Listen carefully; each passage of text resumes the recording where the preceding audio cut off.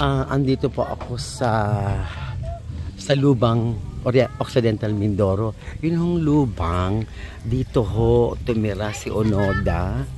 Si Onoda po yung isang Japanese na naiwan sa giyera, na akala niya giyera pa.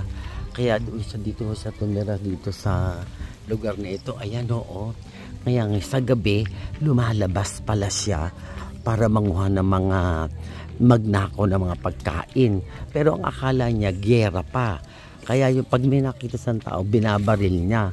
Pero noong matagpuan mo siya ng Japanese na siya ang akala niya siya giyera pa, nagbigay ho pala ng tulong ang Japanese dito sa Lubang Island ng 30 million.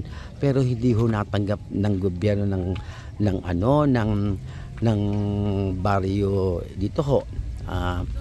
Tapos yun ho pala ay sana ipagagawa nila ng isang hospital at saka yung water. Hindi na ho nila, kaya dito medyo mahirap ang tubig.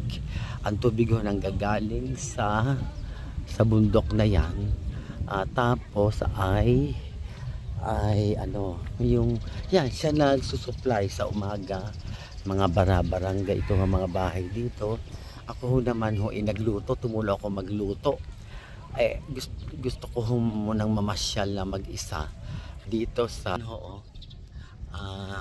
namasyal muna ako dito sa Bulubundok dahil ang hangin kasi bukas uuwi na ako.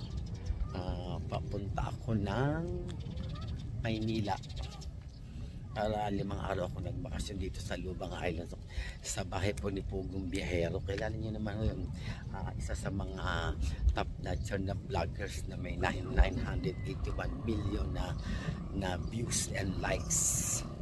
Kaya ayan ho ako. Kaya parang nagpapahangin kasi ho para tumulong ako syempre pagbisita ako sa isang bahay. Ako naman tumutulong, hindi naman ako bisita, nakakahiya naman yung kakain lang ako ng kakain. Kaya goodbye.